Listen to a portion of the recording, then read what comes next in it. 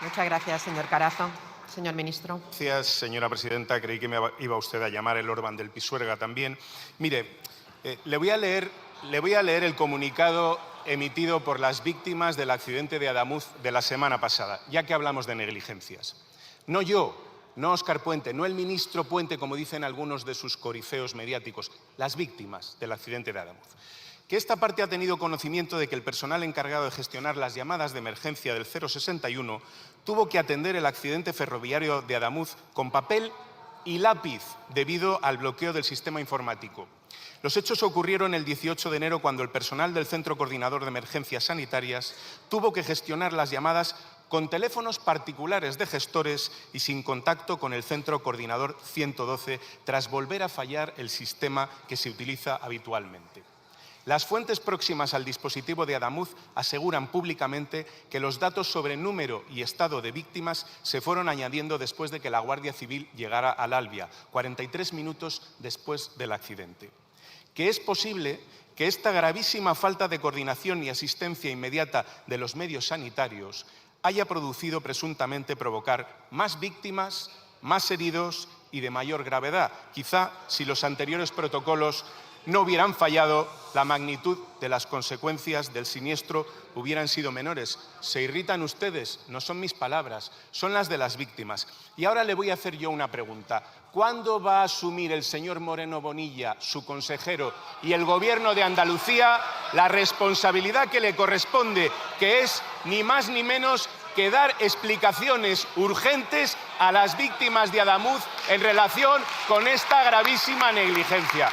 Como he hecho yo desde el primer día que ocurriera el accidente. Yo no le pido que dimita, solamente le pido una cosa muy sencilla. Salga y responda a estas acusaciones. Muchas gracias.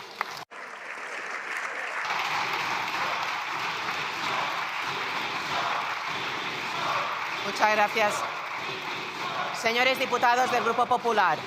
Señores diputados del Grupo Popular. Silencio.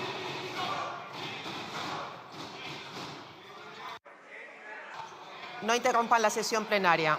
Continuamos con las preguntas y la siguiente la formula la diputada doña Cristina Valido García, del Grupo Parlamentario Mixto, que tiene la palabra. Silencio, por favor. Me han dejado el ambiente bonito. Señor Puente, vamos a ver si retomamos el tono y me contesta usted cuándo se va a cumplir el artículo 161 del Estatuto de Autonomía de Canarias. Muchas gracias, señora Valido. Señor ministro, cuando quiera, por favor, silencio. Muchas gracias. Entiendo, señoría, que pregunta usted por los aeropuertos y mi respuesta tiene que ser la misma que le proporcioné la semana pasada a una senadora de Navarra. El Gobierno está absolutamente dispuesto a mejorar la coordinación con los territorios en materia de gestión aeroportuaria, pero es una gestión en red, es una gestión que tiene que partir de un principio constitucional, que es que está atribuida por Constitución al Gobierno de España y, por tanto, en ese terreno y en ese equilibrio estoy seguro que llegaremos a entendernos. Muchas gracias.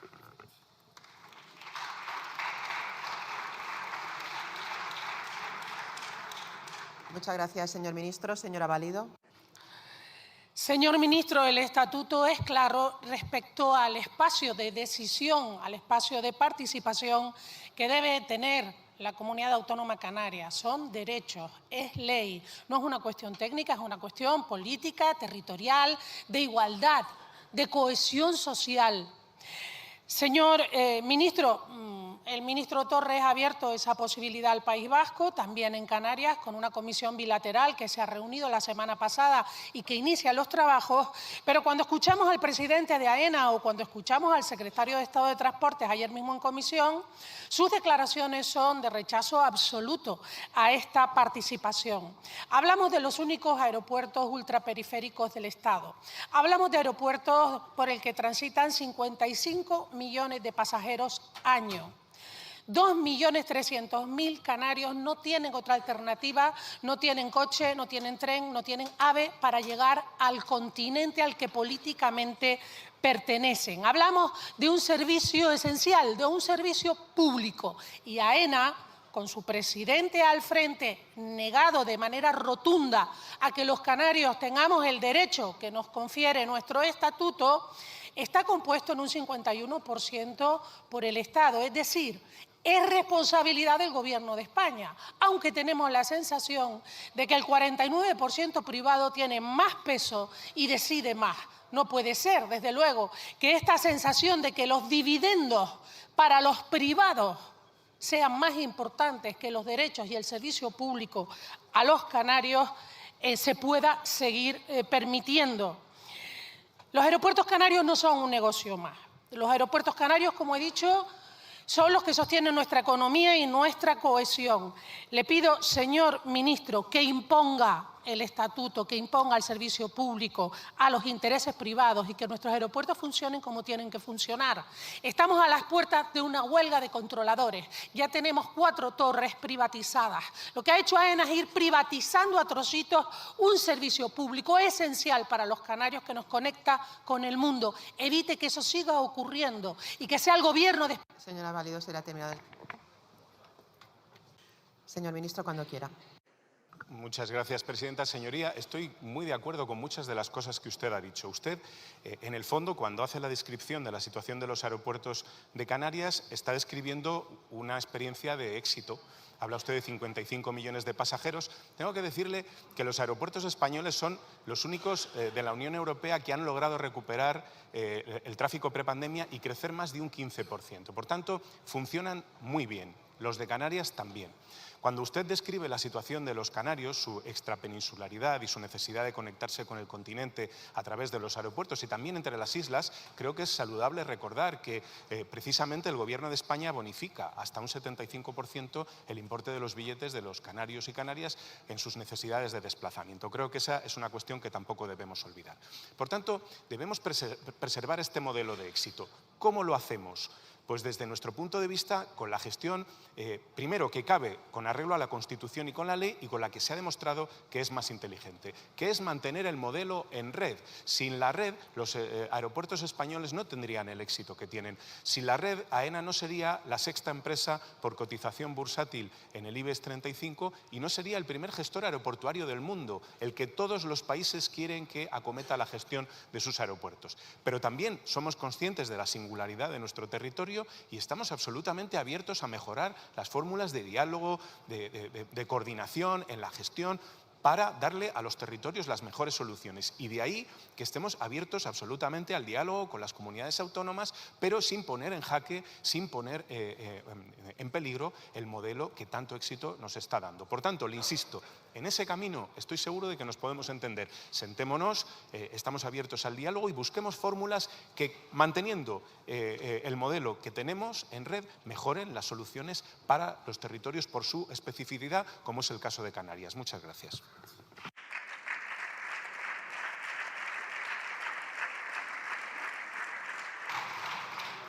Muchas gracias, señor ministro. La siguiente pregunta va dirigida al señor ministro de Industria y Turismo. La fórmula la diputada doña Inés Granollers Cunillera, del Grup Parlamentari Republicà, que té la paraula. Gràcies, presidenta. Ministre, la situació geopolítica requereix solucions. Ara mateix no s'estan donant. No generem llocs de treball dignes, es perden fons europeus i empreses es deslocalitzen. Ho considera sostenible? Posaran fil a l'agulla, ministre? Moltes gràcies, senyora Granollers. Senyor ministre. Moltes gràcies, diputada Inés Granollers.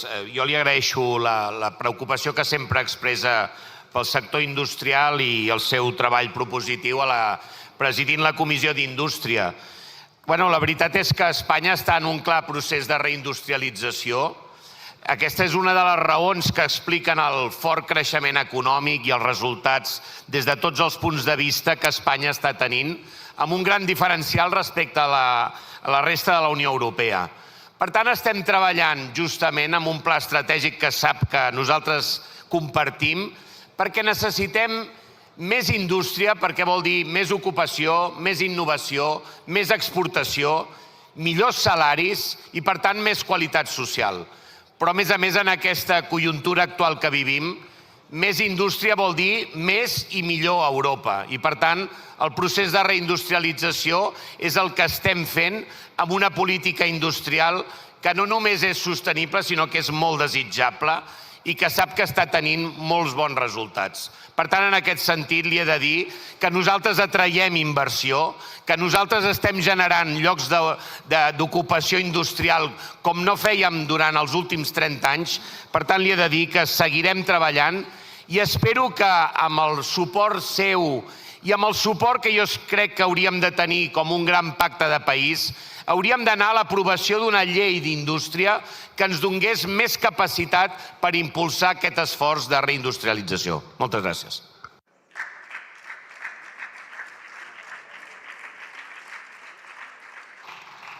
Moltes gràcies, senyor ministre. Senyora Granollers. Sí, ministre, té raó, però el que passa és que ens hem de centrar en el com, perquè el temps s'esgota i garantir la sobirania industrial i la descarbonització ja no és una opció, sinó que és una obligació. Cal orientar la compra pública cap a empreses europees, evitar deslocalitzacions com la de les plantes de Valls i Montblanc, de la paperera International Paper i DS Smith, desplegar mesures fiscals que per una banda dificultin el tancament i per una altra incentivin l'arrelament industrial al territori. Seguim amb una llei d'indústria del 1992. Això vol dir que és antiga i poc útil. Cal passar de la retòrica a l'acció, ministre, perquè fer-ho vol dir que la llei d'indústria reculli aquesta innovació i talent que ha dit, amb un entorn atractiu tant per les empreses com pels treballadors, amb eines que ajudin a liderar la transformació dels sectors estratègics i la creació de nous mercats, especialment a Catalunya. Vostès tenen una llei per tramitar i nosaltres esmenes per reforçar l'autonomia industrial, la sobirania productiva, per protegir les pimes, avui excloses per la burocràcia. Europa s'està movent amb instruments com la Net Zero Industry Act. Nosaltres necessitem poder continuar i que les indústries s'hi adhereixin. Nosaltres volem presentar esmenes amb aquesta llei d'indústria que ajudin a que Catalunya continuï liderant la indústria. Ministre, volem tramitar la llei. El sector ho necessita i no és que només ho necessita, és que també ho demana. Ens hi posem, ministre, ens hi posem entre tots i tramitem aquesta llei que sabem que donarà eines a la indústria per ser sostenible, per donar aquests llocs de treball que són tan necessaris? Gràcies. Moltes gràcies, senyora Granollers. Senyor ministre. Moltes gràcies, diputada Granollers. Jo crec que tenim i estem davant d'una gran oportunitat. Tenim una magnífica llei, però que té el defecte que és del 1992. I, per tant, jo crec que ara tenim un text per substituir i posar tots els conceptes i tots els temes que estem treballant aquí i a Europa. I, per tant, tenim una llei, una proposta de llei que jo crec que l'hauríem d'aprovar amb una immensa majoria en aquest Congrés, perquè introdueix els ecosistemes industrials, parla d'estratègia industrial, parla de la governança del Consell Estatal de la Política Industrial, parla d'instruments per defensar la indústria quan aquesta en alguns casos se'n vol anar, com vam viure en el cas de Montblanc, parla de polítiques transversals de competitivitat, parla de tot allò que estem treballant. Senyor ministre, em sap greu. Se li ha acabat el temps.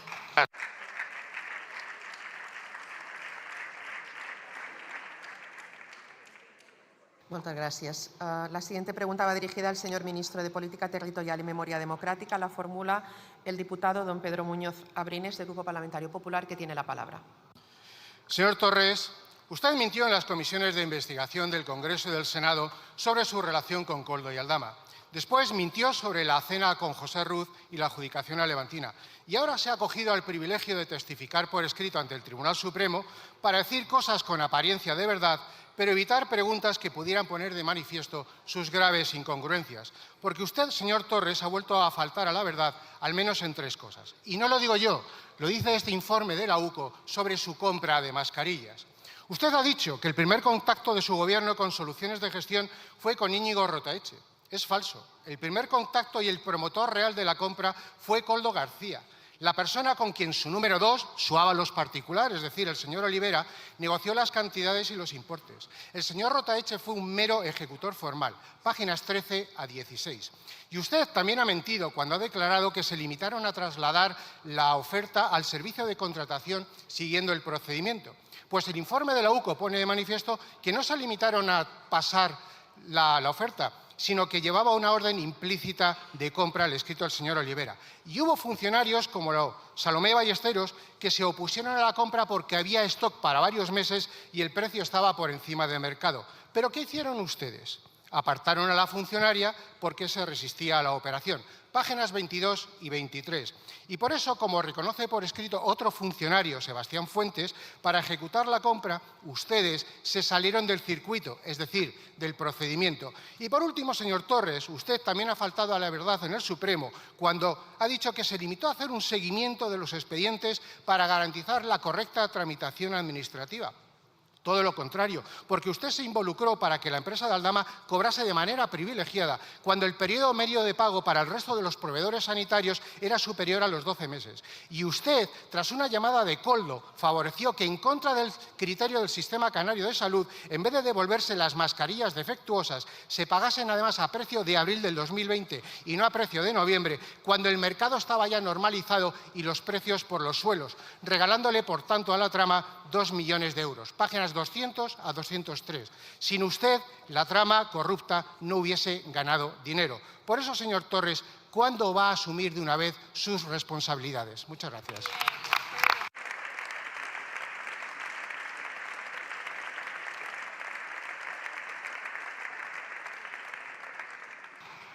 Muchas gracias, señor Muñoz. Señor ministro. Muchas gracias, presidenta. De nuevo, señor Muñoz Abrines.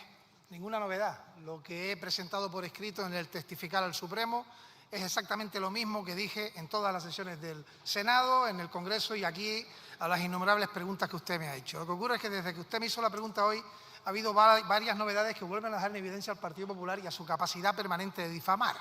Ejemplo, el pasado lunes en ese juicio un empresario ha dicho, frente a lo que ustedes avivaron, que jamás estuvo con Ángel Víctor Torres ni en Canarias. Lo dice en calidad de testigo, obligado a decir la verdad. Los imputados pueden mentir, los testigos no. En segundo lugar, en estos días hemos sabido que el Tribunal de Cuentas, ante una denuncia elevada por el Partido Popular de Canarias contra mi gobierno, ha archivado el expediente de manera definitiva. Ante eso, señoría, ustedes no se van a disculpar porque van a seguir en la difamación. Porque, señora Gamarra, difamar fue que usted me relacionara a mí con mujeres vejadas en lo sexual. Y eso la justicia ha dicho que era mentira, difamar. Difamar, señor Tellado, fue lo que hicieron ustedes diciendo que yo era Rudolf. Y no soy Rudolf, lo ha dicho la justicia. La pregunta es si ustedes son capaces de decir, usted tiene inmunidad parlamentaria, pero no. Un testigo policía que ha dicho en sala que Mariano Rajoy es el Barbas y por tanto el responsable de la operación Kitchen y que lo sabía absolutamente todo. Por tanto, lo de ustedes es difamar y difamar. Miren, señor Muñoz Abrines, la semana pasada entregábamos los restos de una persona, su nieta, que fue fusilado en el año 1936. Era un guardia civil. ¿Saben lo que hizo la propaganda franquista? Decir que era un cobarde, que lo habían sacado de su casa, lo habían fusilado con el pijama y que había agachado la cabeza y la mirada ante quienes apretaban el gatillo. ¿Saben cuál era la verdad? Murió con el uniforme de la Guardia Civil. Tenía el tricornio entre las manos defendiendo la democracia frente a los sublevados y por tanto no venció la difamación sino la verdad. Por eso, señorías, nosotros vamos a seguir trabajando en darle dignidad a las personas que dieron la vida por defender la democracia y también, Luc Andrés, a los niños que vienen de África. ¿Por qué? Porque ustedes y su jefa, que es Isabel Díaz Ayuso, que dice que ahora es cristiana, no siga aquello de darle de beber al sediento, darle de comer al hambriento y lo que le hagas a un hermano menor mío, a mí me lo hacéis, decía el Redentor. Lo que hay que hacer con esos menores es acogerlos, darles amparo y no lo que hacen ustedes que es darle la espalda, señorías, darle la espalda.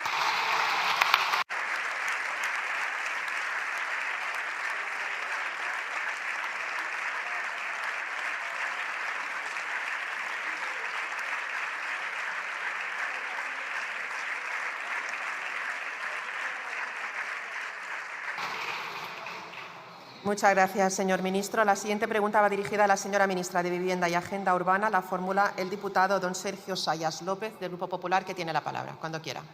Señor Torres, le recuerdo que a usted... Un momento, señor Sayas, que no se le había encendido el micro. Si quiere volver a empezar, por favor.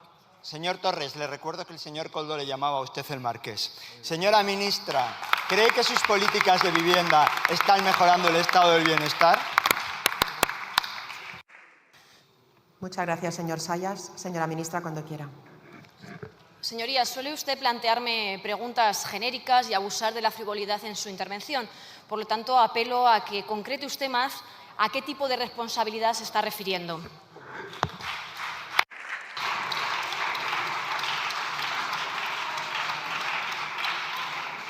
Muchas gracias, señora ministra. Señor Sayas.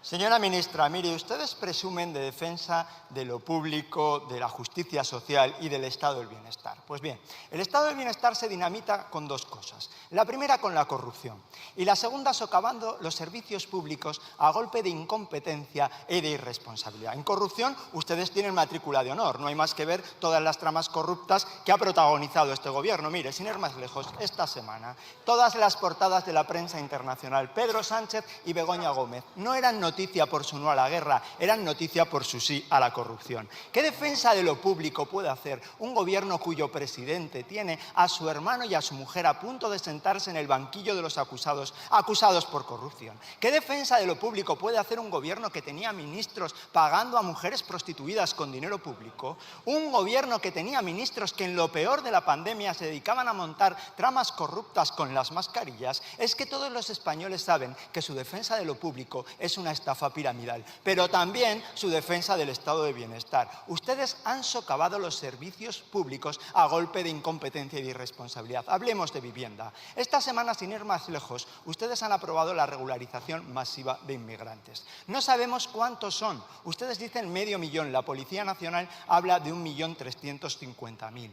Hoy en España hay un déficit de 700.000 viviendas. ¿Qué soluciones va a dar el gobierno a estas personas y a las que van a venir provocadas por el efecto llamada de su irresponsabilidad? Porque el déficit de vivienda que provoca su política intervencionista no lo pagan los ricos, los pagan las clases medias y trabajadoras que tienen que destinar el 90% de su sueldo a pagar un alquiler, o los jóvenes que tienen que vivir en casa de sus padres hasta los 40 años porque no se pueden emancipar. Son sus políticas el mayor torpedo al estado del bienestar, pero hay esperanza, sí. Este país, España, no está condenado a la corrupción, a la incompetencia ni al populismo. Aquí habrá un nuevo tiempo de ilusión y de esperanza liderado por el Partido Popular.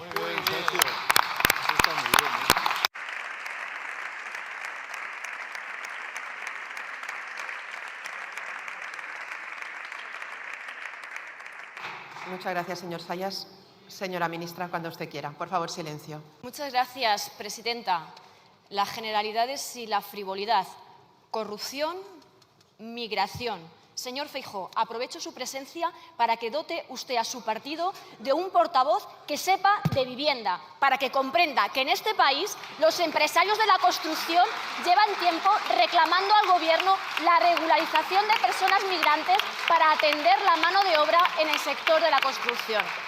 Pero mire, le voy a hablar de responsabilidad, que era su pregunta, de la responsabilidad que yo tengo y de la que me gustaría que asumieran ustedes. Yo soy responsable y pertenezco a un gobierno que ha aprobado la primera ley de vivienda, que da cumplimiento al mandato constitucional. Y ustedes son responsables de incumplirla y de no congelar los alquileres en Madrid, en Valencia o en Andalucía.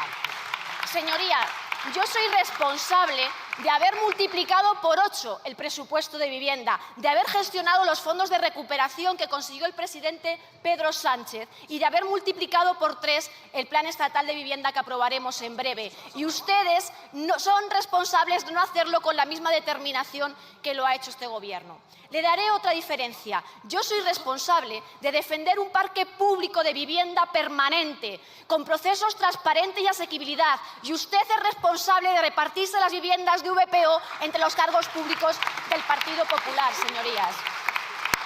Señoría, yo soy responsable de haber creado una empresa pública que ha recuperado las casas que se quedaron los bancos para devolver a las familias. Las primeras fueron a las familias de la Dana. Y ustedes son irresponsables porque allí donde pudieron hacerlo, lo que hicieron fue salvar a la banca y desahuciar a las familias. Señorías, yo soy responsable de haber dado luz con una normativa pionera a nivel europeo a la ilegalidad de 100.000 pisos turísticos y ustedes son responsables de que Ayuso y Moreno Morilla miren a otro lado mientras sus vecinos están siendo expulsados de los barrios, señorías.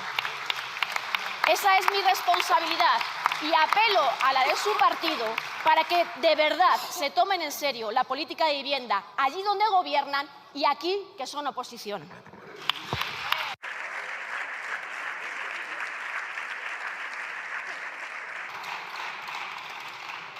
Muchas gracias, señora ministra. La siguiente pregunta va dirigida a la señora ministra de Sanidad. La formula la diputada doña Carmen Fúnez de Gregorio, del Grupo Parlamentario Popular, que tiene la palabra.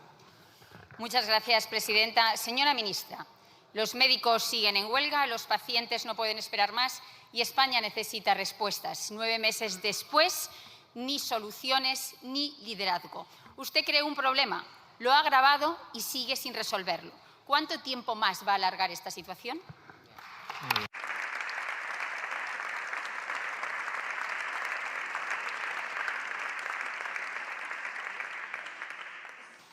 Muchas gracias, señora Fúnez. Señora ministra. Muchas gracias. Mire, señora Fúnez, es la primera vez que en 23 años alguien tiene voluntad política de mejorar las condiciones laborales de los profesionales. Sí. Frente a sus recortes, frente a su maltrato, frente a esa ley que aprobó el señor Aznar en el año 2003. Y mire, si usted quiere saber cuánto tiempo se va a alargar la situación de la huelga, se lo puede preguntar a los consejeros, a algunos consejeros del Partido Popular, que no solamente están animando y echando más gasolina a la huelga, sino que además no ejercen sus propias competencias para alimentarla. Mire, esto no lo digo yo, lo dice un sindicato del comité de huelga. Una parte sustancial de las mejoras laborales reclamadas por los facultativos son competencia directa de la Consejería de Sanidad. Así que pregúntele a sus consejeros y consejeras.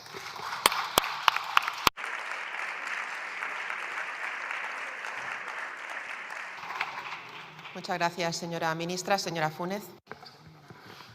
Gracias, presidenta. Señora ministra, vuelve usted exactamente a tener la misma actitud de siempre. Es usted más candidata que ministra. Un ministro está para gobernar, no para hacer oposición a las comunidades autónomas, que es lo que lleva haciendo usted desde que asumió esta responsabilidad. Mire, usted lo que hace no es afrontar reformas, sino generar enfrentamientos y problemas. Ha generado un problema con los médicos, porque no los ha reconocido como interlocutores válidos. Su secretario de Estado rompió la mesa de negociación en diciembre y hace unas semanas, cuando se reanuda el diálogo, ¿qué se han encontrado en la mesa de negociación? Pues con todo respeto al director general, porque la ministra no estaba cuando Feijóo sí se reunió con el comité de huelga. Mire, señora ministra, tiene usted que hacer algo más importante que sentarse en esa mesa y no levantarse hasta encontrar una solución al mayor conflicto sanitario en décadas en este país. Tiene usted que hacer algo más importante. Mire, ministra, tiene también un problema con el Gobierno, con su Gobierno, porque usted depende del Ministerio de Hacienda, que todavía no ha abierto la boca para ver cuál es la dotación económica y presupuestaria para sostener esta ley. Y tiene otro problema con el Ministerio de Función Pública, del que depende. Y que, por cierto, el ministro de Función Pública es como usted, candidato. El resultado, que los médicos están atrapados entre dos candidatos más pendientes de su futuro político que del futuro de la sanidad española. Y el tercer problema, señora ministra, que tiene usted, y desde mi punto de vista es el más grave, es que a usted le falta credibilidad para solucionar este problema. Piense que el comité de huelga al que usted tiene que presentarle una solución ha salido a rectificarle y a corregirla, porque una cosa es lo que usted decía en los medios de comunicación y otra es muy distinta, es lo que ocurría en las reuniones a puerta cerrada. Señora ministra, para solucionar este conflicto se necesita credibilidad y es algo que a usted le falta. Usted es más problema que solución y ahora es cuando tiene que dimitir.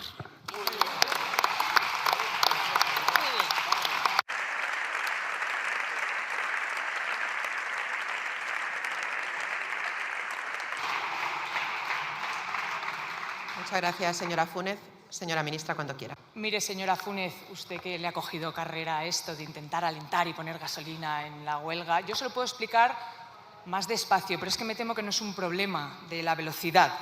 Hay un principio de Hanlon que dice que no atribuir a la maldad lo que se puede atribuir directamente a la incompetencia o directamente a la estupidez. En su caso, A y B pueden ser ciertas. Mire, si sus consejeros no saben ejercer sus competencias y, señor Feijóo, usted que fue presidente de Insalud, dígale a su diputada quién tiene las competencias en materia de sanidad desde el año 2001.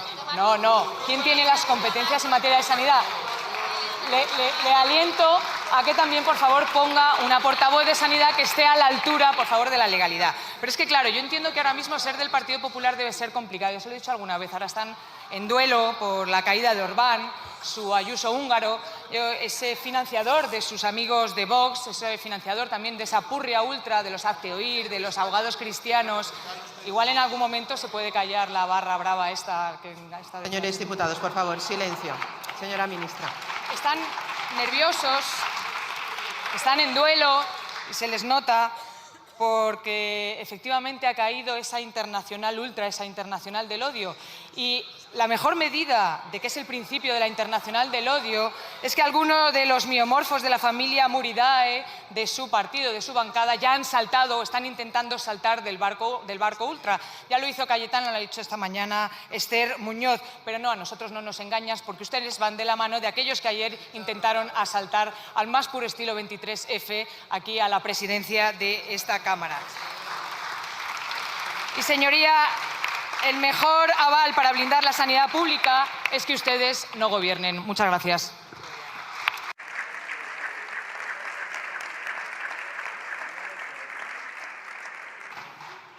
Muchas gracias, señora ministra. La siguiente pregunta, por favor, silencio, va dirigida a la señora ministra de Igualdad. La formula el diputado don Jaime Miguel de los Santos González, del Grupo Parlamentario Popular, que tiene la palabra. Cuando quiera.